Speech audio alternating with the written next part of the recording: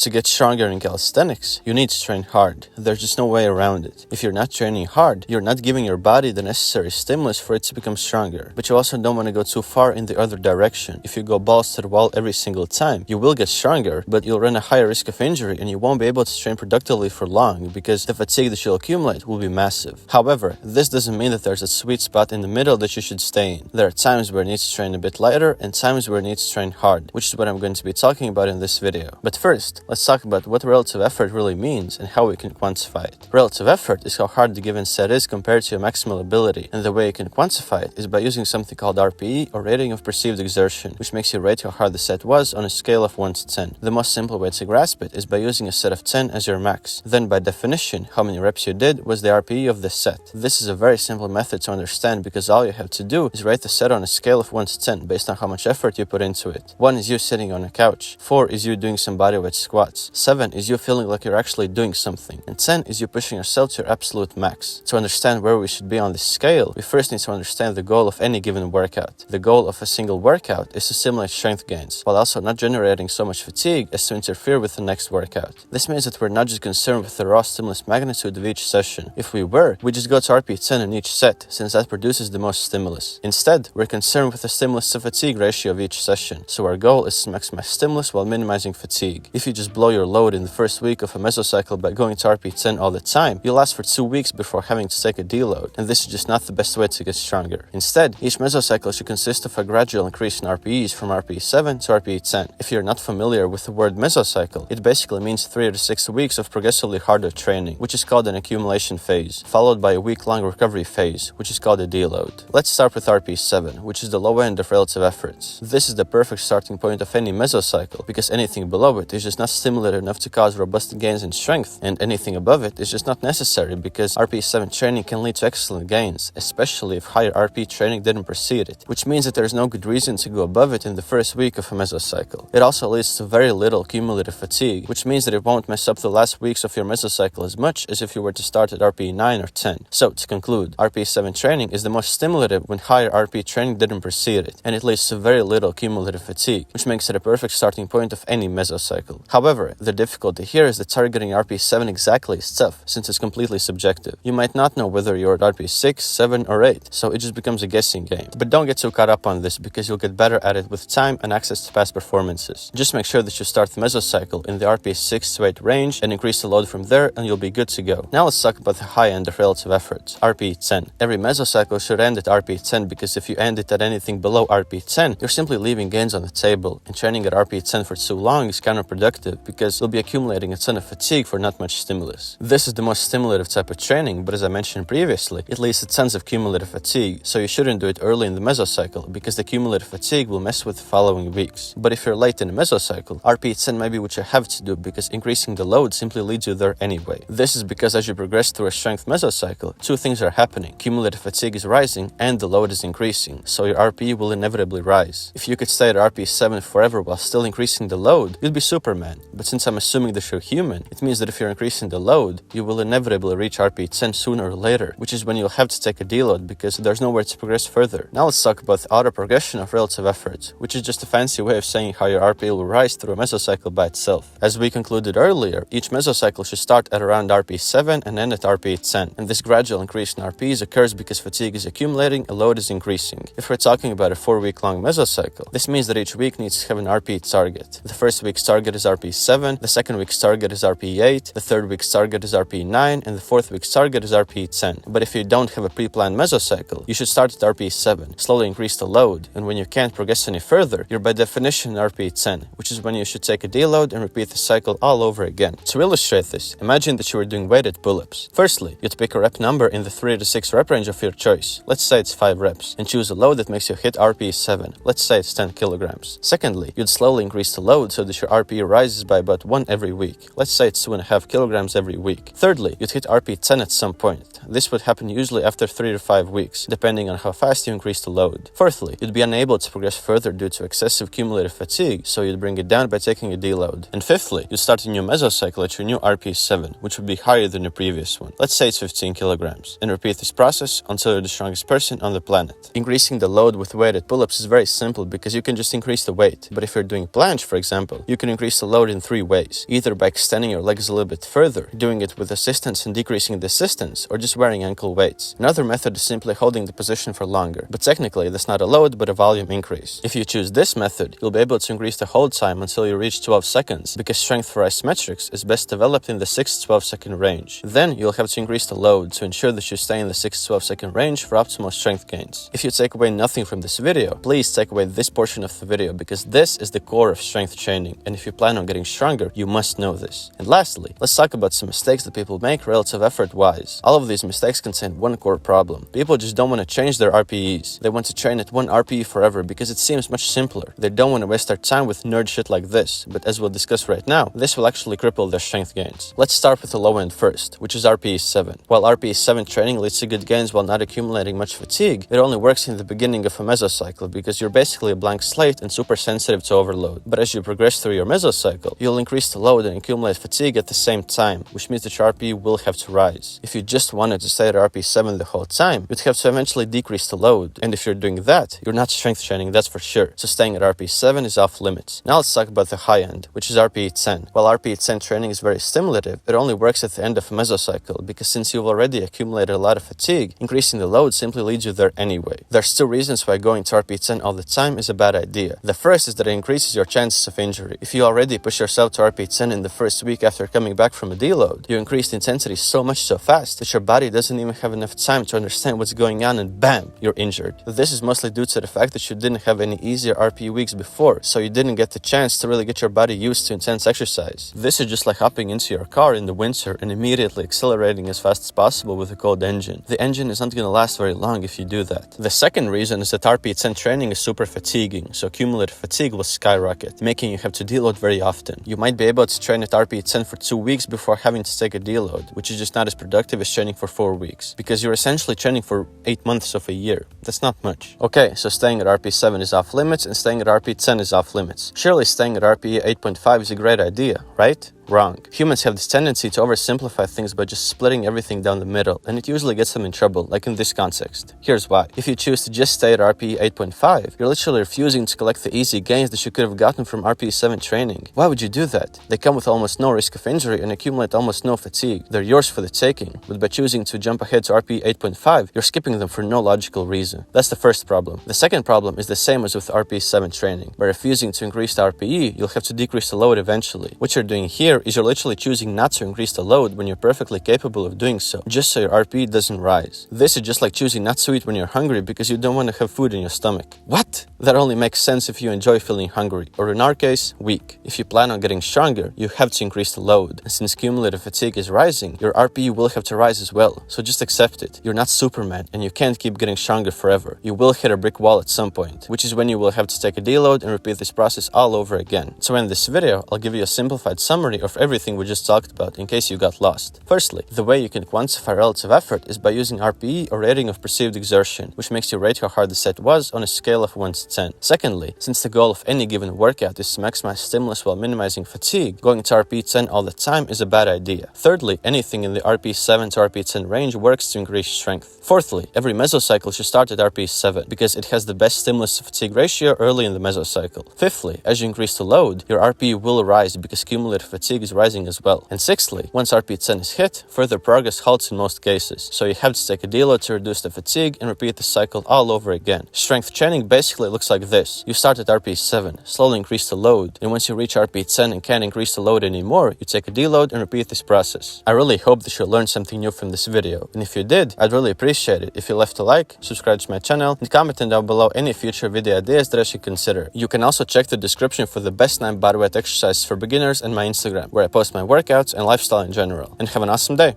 Peace!